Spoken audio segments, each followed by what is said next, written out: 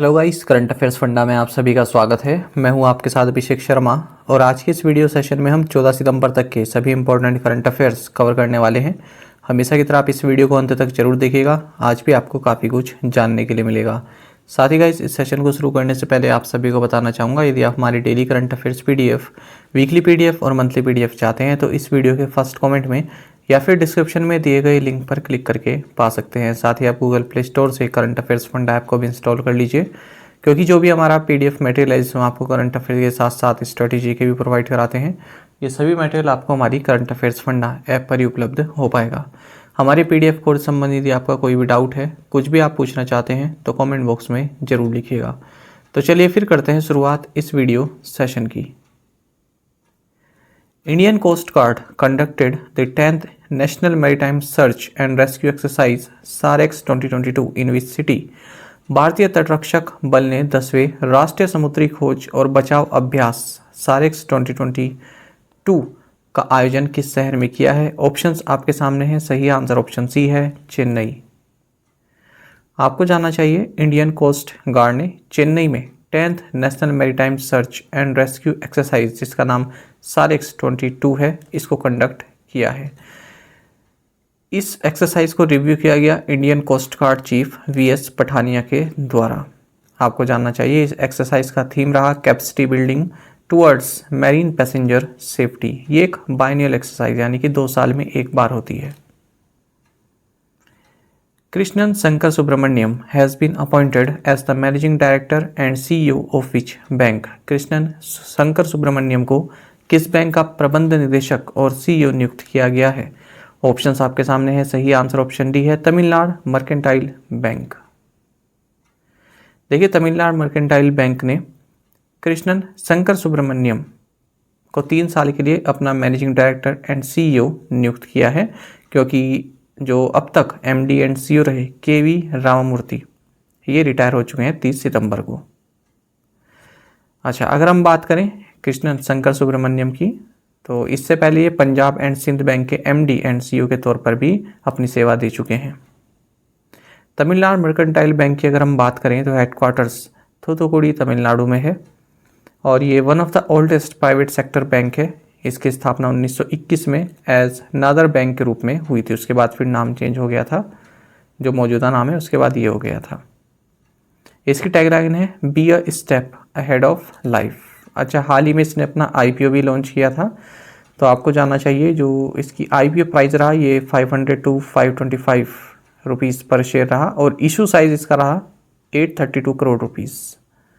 तो पूछ लेते हैं, इस तरह की जानकारी भी याद रखिएगा।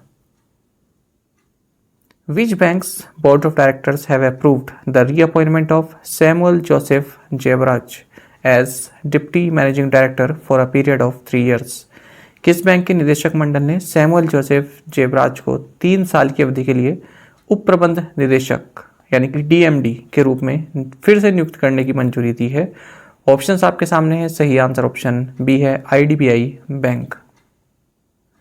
तो देखिए, IDBI बैंक का जो बोर्ड ऑफ डायरेक्टर्स हैं, इन्होंने सैमुअल जोसेफ जेबराज को डिप्टी मैनेजिंग डायरेक्टर के तौर पर रीअपॉइंट करने की अपनी मंजूरी दे दी है 3 साल के लिए। आपको जानना चाहिए, जो life insurance corporation of India है LIC, ये IDBI बैंक का प्रमोटर है और मैनेजमेंट कंट्रोल भी इसी के पास है। 49.24% स्टेक इसके IDBI बैंक में है। गवर्नमेंट ऑफ इंडिया भी इसका को प्रमोटर है और 45.48% स्टेक IDBI बैंक में गवर्नमेंट ऑफ इंडिया के हैं विदाउट मैनेजमेंट कंट्रोल। बाकी IDBI बैंक के बारे में आपको जानना चाहिए, हेडक्वार्टर्स मुंबई महाराष्ट्र में। Managing director and CEO Rakesh Sharma है। टैगलाइन है बैंकिंग फॉर ऑल, आओ सोचिए बड़ा। American Express banking corp India has appointed which person as its chief executive officer and country manager. American Express banking corp India ने किस व्यक्ति को अपना मुख्य कार्यकारी अधिकारी और देश प्रबंधक नियुक्त किया है? ऑप्शंस आपके सामने हैं। सही आंसर ऑप्शन बी है, संजय खन्ना। तो देखिए, अमेरिकन एक्सप्रेस बैंकिंग कॉप इसने अनाउंस किया है कि संजय खन्ना, इन्हें चीफ एग्जीक्यूटिव ऑफिसर और country manager AEPC Corp India नियुक्त किया जाता है। आप सभी जानते हैं अमेरिकन एक्सप्रेस बैंकिंग कॉर्प एक फॉरेन सेक्टर बैंक है इंडिया में। इसका हेडक्वार्टर्स न्यूयॉर्क में लोकेटेड है। Who has been appointed as interim chairman of Oil and Natural Gas Corporation Limited ONGC?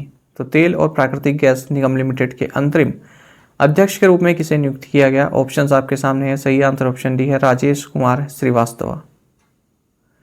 तो देखिए ONGC ने राजेश कुमार श्रीवास्तव को अपना इंटरिम न्यू चेयरमैन नियुक्त किया है 4 महीने के लिए। जो फिलहाल इसकी हेड थी अलका मित्तल, ये रिटायर हो चुकी हैं। अच्छा, इसी तरह के और भी करंट अफेयर्स हम देखेंगे। कई सारी अपॉइंटमेंट्स इस तरह की हुई हैं। MV अय्यर जो कि डायरेक्टर बिजनेस डेवलपमेंट हैं, इन्हें गेल इंडिया लिमिटेड के चेयरमैन एंड मैनेजिंग डायरेक्टर के रूप में एडिशनल चार्ज दिया गया है 3 महीने के लिए। दिनेश कुमार बत्रा जो कि डायरेक्टर फाइनेंस एंड CFO हैं, इन्हें भी भारत इलेक्ट्रॉनिक्स लिमिटेड के चेयरमैन एंड मैनेजिंग डायरेक्टर के रूप में एडिशनल चार्ज दिया गया है। और आपको जानना चाहिए, नागपुर बेस्ड मेरठ कंपनी है मॉयल लिमिटेड, इन्होंने अजीत कुमार सक्सेना को चेयरमैन एंड मैनेजिंग डायरेक्टर नियुक्त किया है। महानगर गैस लिमिटेड, इसने महेश विश्वनाथन अय्यर को अपना नया चेयरमैन नियुक्त किया है। विनेश कुमार त्यागी, ये shipping corporation of India limited के नए चेयरमैन एंड मैनेजिंग डायरेक्टर होंगे। साथ ही आपको जानना चाहिए कि NHPC ने 3 मंथ के लिए यमुना कुमार चौबे को चेयरमैन एंड मैनेजिंग डायरेक्टर नियुक्त किया है। ये अभय कुमार सिंह को सक्सीड करेंगे। Name the secretary general Lok Sabha who was given the additional charge of CEO संसद टीवी। लोकसभा के महासचिव का नाम बताइए जिन्हें संसद टीवी CEO का अतिरिक्त कार्यभार दिया गया है। ऑप्शंस आपके सामने है। सही आंसर ऑप्शन C है, उत्पल कुमार सिंह। देखिए रवि कपूर जो कि अब तक संसद टीवी के चीफ एग्जीक्यूटिव ऑफिसर रहे, तो इनको इनकी सेवा से मुक्त कर दिया गया है और इनके बदले अब उत्पल कुमार सिंह जो कि फिलहाल सेक्रेटरी जनरल लोकसभा हैं, इन्हें यह कार्यभार दिया गया है कि आप संसद टीवी के CEO के तौर पर भी कार्य कीजिए। आप जानते हैं कि संसद टीवी इसे सितंबर 2021 में लोकसभा टीवी और राज्यसभा टीवी के चैनल्स को मर्ज करके बनाया गया था। Who has been appointed as the Director General of the News Services Division of All India Radio? All India Radio के समाचार सेवा विभाग के महानिदेशक के रूप में किसे नियुक्त किया गया? ऑप्शंस आपके सामने है। सही आंसर ऑप्शन C है, वसुधा गुप्ता। तो वसुधा गुप्ता ये प्रेस इंफॉर्मेशन ब्यूरो की फॉर्मर डायरेक्टर जनरल हैं। इनको director general of the news services division of all India radio appoint किया गया है। ऐसा क्यों किया गया? क्योंकि ऑल इंडिया रेडियो के director general N Venudhar Reddy ये रिटायर हो चुके हैं। Anurag Sharma has been elected as the international treasurer of the parliamentary association conference CPA। He is an MP from which parliamentary constituency. Anurag Sharma को संसदीय संघ सम्मेलन के अंतर्राष्ट्रीय कोषाध्यक्ष के रूप में चुना गया है। वह किस संसदीय क्षेत्र से सांसद हैं? ऑप्शंस आपके सामने हैं। सही आंसर ऑप्शन B है, झांसी। तो आपको जानना चाहिए अनुराग शर्मा जो कि मेंबर ऑफ पार्लियामेंट हैं झांसी ललितपुर पार्लियामेंट्री कॉन्स्टिट्यूंसी से, इन्हें 65th Commonwealth parliamentary association conference जो कि हैलिफैक्स कनाडा में हुई, यहाँ international treasurer of the parliamentary association conference elect किया गया है और अब ये मेन एग्जीक्यूटिव काउंसिल में भी शामिल रहेंगे। इसी के साथ जो भारत की सीट है वो एक और बढ़ गई है। जो ये आपका पार्लियामेंट्री एसोसिएशन कॉन्फ्रेंस है, इसमें भारत की एक और सीट बढ़ गई है और ये बढ़कर हो गई है अब 4, यानी कि इस CPA में भारत के 4 एग्जीक्यूटिव रिप्रेजेंटेटिव्स हैं। बाकी आपको जानना चाहिए जो एक कॉमनवेल्थ पार्लियामेंट्री एसोसिएशन है, इसकी स्थापना 1911 को हुई थी। हेडक्वार्टर्स लंदन यूनाइटेड किंगडम में है।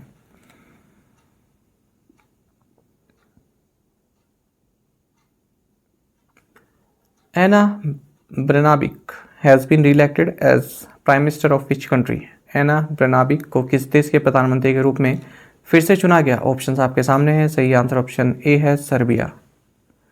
तो देखिए एना ब्रेनाबिक ये सर्बिया की फर्स्ट फीमेल प्राइम मिनिस्टर हैं और इनको सेकंड टर्म फिर से दिया गया है। सर्बियन प्रेसिडेंट अलेक्जेंडर व्यूसिक द्वारा इनको नॉमिनेट किया गया है कि आप एक और टर्म के रूप में प्राइम मिनिस्टर जो है के तौर पर कार्यभार संभालिए। बाकी सर्बिया की अगर हम बात करें, कैपिटल बेलग्रेड है और करेंसी है Serbian dinar. Who has been given additional charge as the head of the all India council of technical education AICTE, अखिल भारतीय तकनीकी शिक्षा परिषद के प्रमुख के रूप में किसे अतिरिक्त प्रभार दिया गया है? ऑप्शंस आपके सामने है, सही आंसर ऑप्शन सी है, M जगदीश कुमार। तो यूनिवर्सिटी ग्रांट्स कमीशन के चेयरपर्सन है M जगदीश कुमार। इनको all India council of technical education यानी कि AICTE के हेड के रूप में एडिशनल चार्ज दिया गया है। क्यों दिया गया है? क्योंकि फिलहाल जो अब तक AICTE के चेयरपर्सन रहे अनिल T सहस्रबुद्धि, इनको सेवा मुक्त कर दिया गया है। यूनिवर्सिटी ग्रांट्स कमीशन एक और न्यूज़ की वजह से चर्चा में रहा। इन्होंने एक पोर्टल लॉन्च किया है ई समाधान, ताकि जो भी स्टूडेंट्स हैं या फिर स्टाफ्स हैं, इनकी जो भी ग्रीवेंसेस हैं तो उनको ये यहाँ पर रजिस्टर कर सकते हैं ई समाधान पोर्टल पर।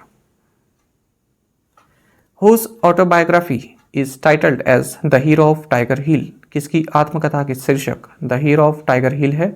ऑप्शंस आपके सामने है, सही आंसर ऑप्शन डी है, योगेंद्र सिंह यादव। तो देखिए एक न्यू बुक लॉन्च की गई है जिसका नाम है the hero of tiger hill.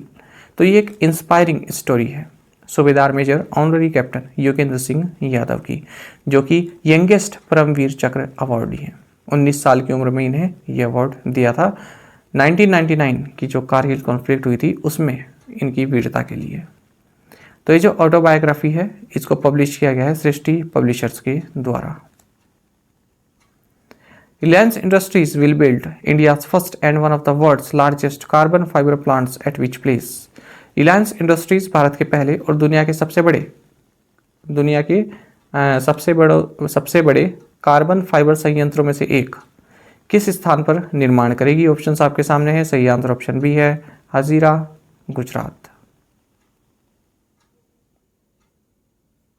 तो देखिए Reliance industries chairman Mukesh Ambani ने अनाउंसमेंट किया है कि इंडिया का फर्स्ट और one of the world's largest carbon fibre plants ये हजीरा गुजरात में बिल्ड किया जाएगा।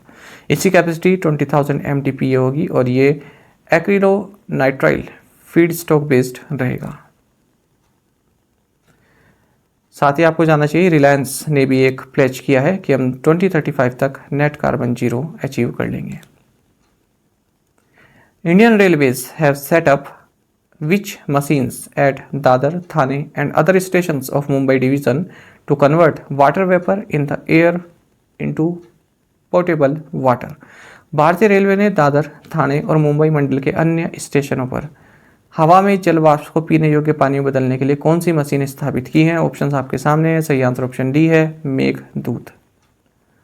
तो देखिए इंडियन रेलवेज ने दादर, थाने और मुंबई डिवीजन के और भी जो स्टेशन हैं यहाँ पर मेघदूत नाम की मशीन्स इंस्टॉल की है। ये एक यूनिक मशीन है जो कि इनोवेटिव टेक्नोलॉजी को यूज़ करके जो एयर में वाटर वेपर है उसको पोर्टेबल वाटर यानी कि पीने योग्य वाटर में कन्वर्ट करती है। तो इस तरह की 17 मशीन सेटअप की जा रही हैं और इसका जो ठेका दिया गया है वो 5 साल का दिया गया है मैत्री एक्वाटेक प्राइवेट लिमिटेड को।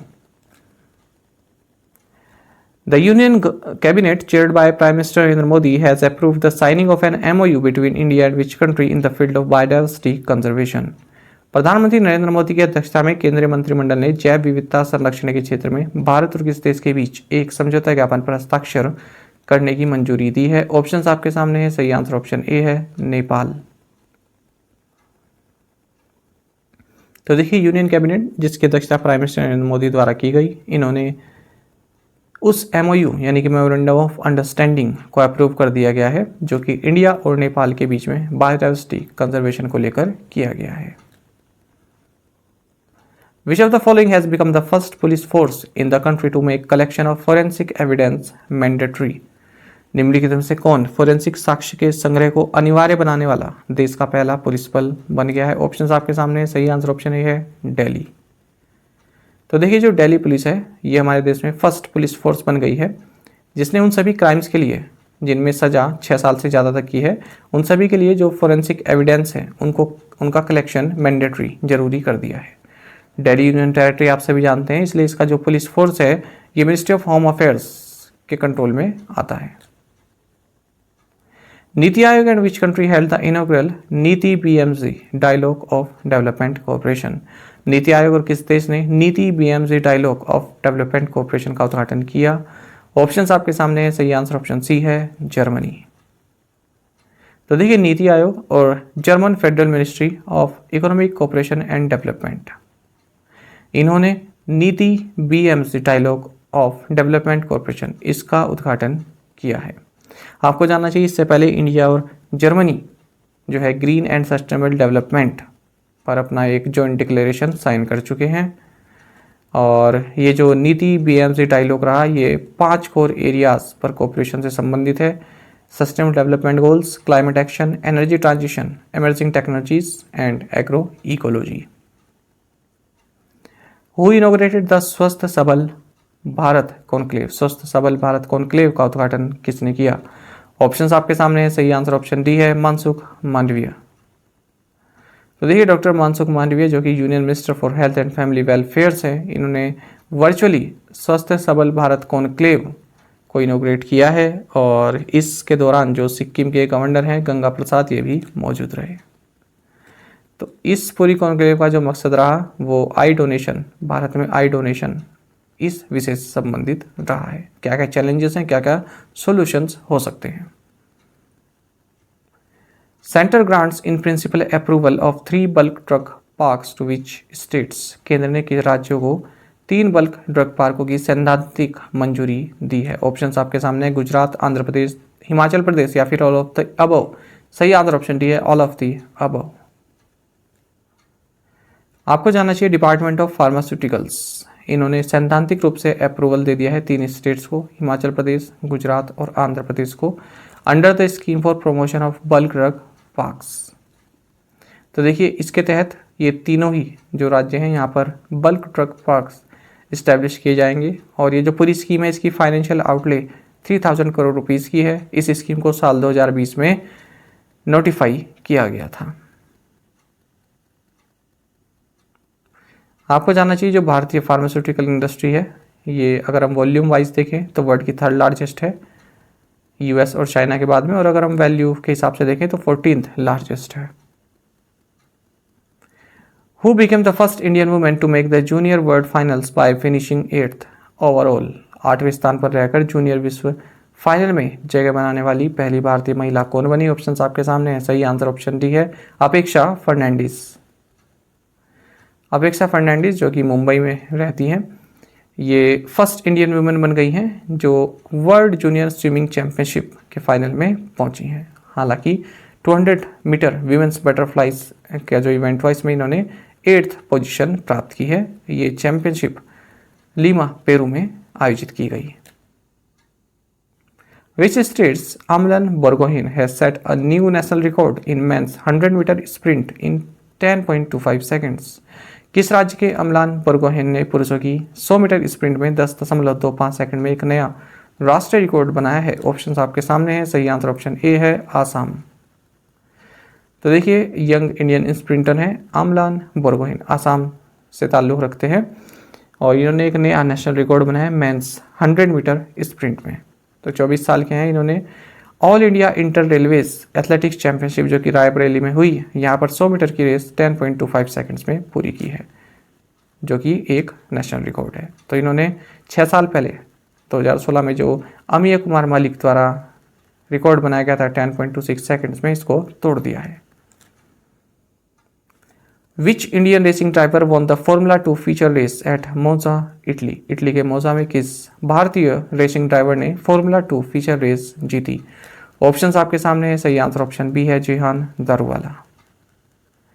तो भारत की जेहान दारूवाला, इन्होंने मोजा इटली में फॉर्मूला 2 फीचर रेस जीत ली है। साथ ही स्प्रिंट रेस में इन्होंने 3rd स्थान प्राप्त किया है।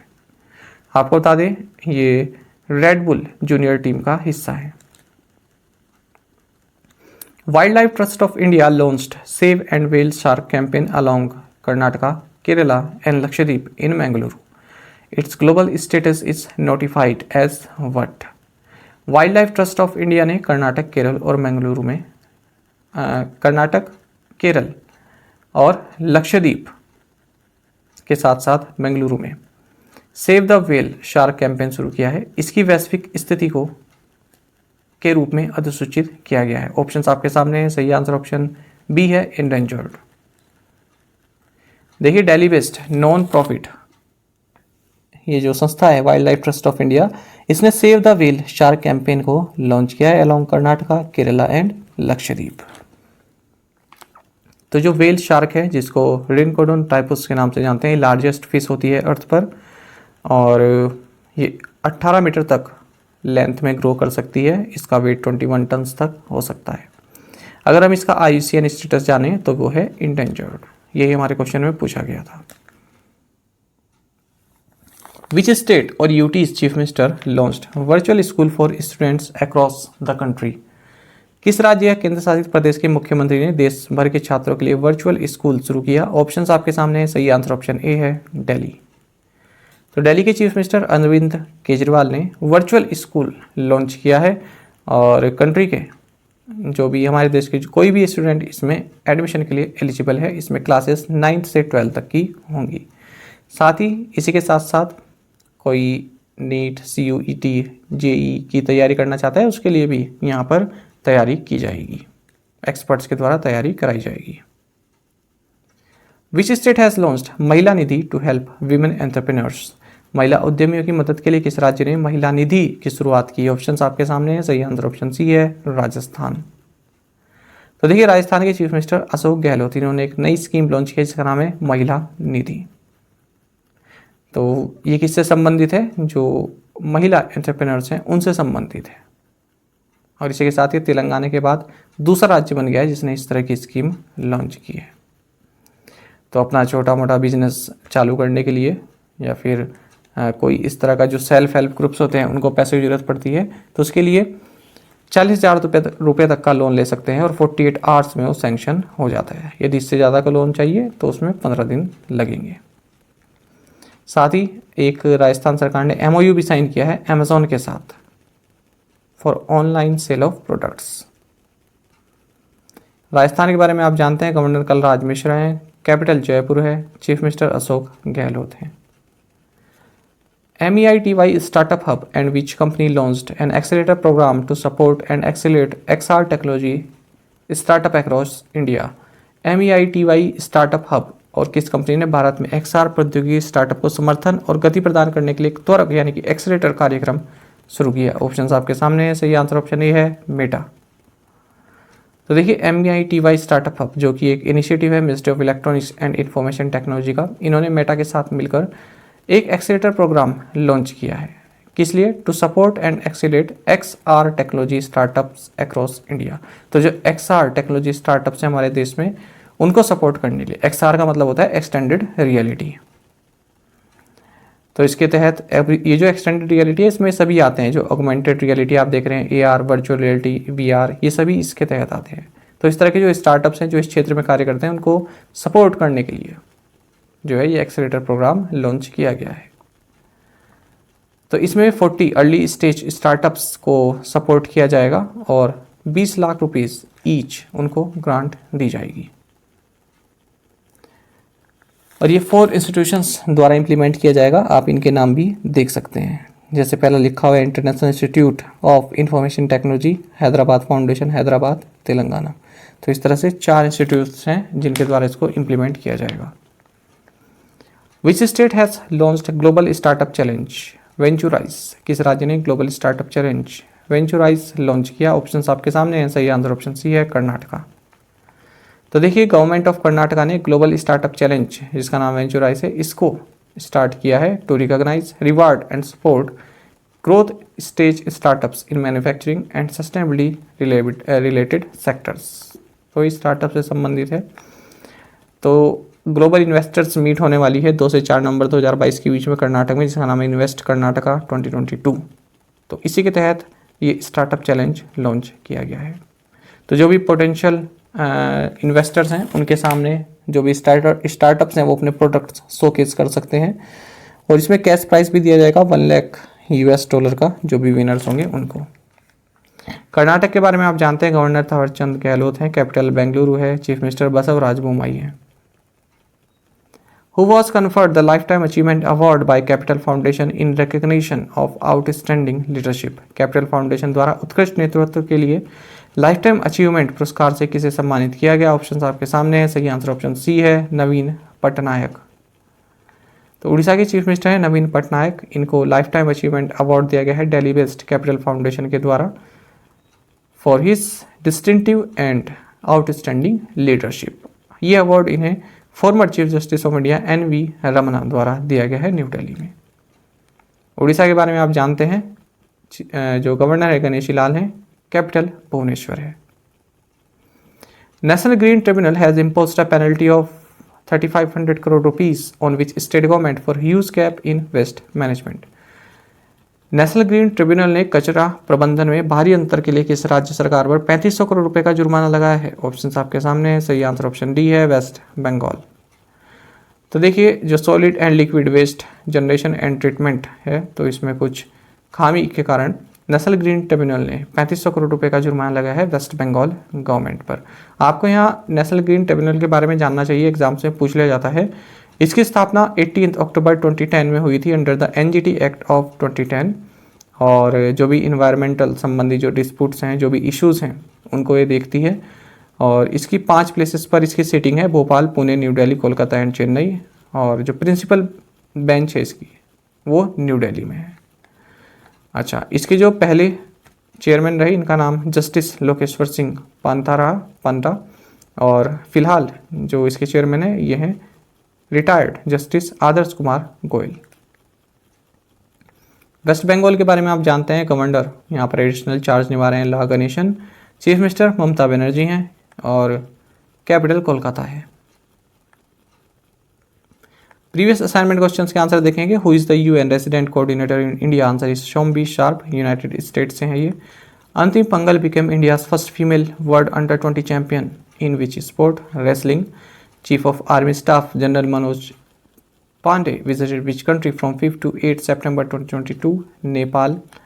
Which INS visited Suva, Fiji from 1st to 3rd September 2022 as part of its operational deployment in the Pacific Ocean? INS Satpura. According to the National Education Policy 2022, till at least what class should the instruction be in the mother tongue? 5th. Nuakhai is an agriculture festival mainly observed by people of Orissa. और आप में से कई students ने बिल्कुल सही answer दिया है। इसी तरह से आप पार्टिसिपेट करते रहें।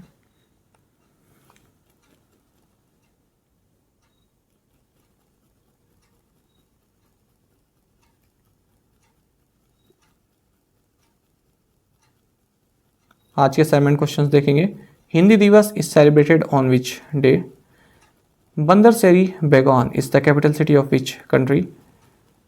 Aotearoa is the original or indigenous name of which country? What was the theme for World Coconut Day 2022? Which state has changed the name of Mukhyamantri Sukanya Yojana to Savitribai Phule Kishori Samriddhi Yojana? According to the National Education Policy, public expenditure on education should equal what percentage of India's GDP? Which state government has directed all government health facilities to have sign boards written in Urdu as well? तो इन 7 questions के answer आप हमें comment box में जरूर दीजिएगा। यदि आपको एक क्वेश्चन का आंसर भी आता है तो वो भी आप हमें कमेंट बॉक्स में बता सकते हैं। ज़्यादा से ज़्यादा संख्या में पार्टिसिपेट किया कीजिए। साथ ही करंट अफेयर्स फंडा को आप टेलीग्राम पर भी ज्वाइन कर सकते हैं। यहाँ पर रेगुलर वीडियो अपडेट्स और करंट क्विज़ हम आप सभी के लिए डालते रहते हैं। साथ ही डिस्कशन ग्रुप में आप किसी भी क्वेश्चन का सोल्यूशन पा सकते हैं। दोस्तों, यहाँ पर हमारे करंट अफेयर्स की प्लेलिस्ट दी गई है, इसको आप जरूर देखें। अपने दोस्तों के साथ, फेलो एस्पिरेंट साथ हमारे करंट अफेयर्स को शेयर जरूर करें। आज का ये सेशन आपको कैसा लगा कमेंट बॉक्स में जरूर बताइएगा। Thank you guys.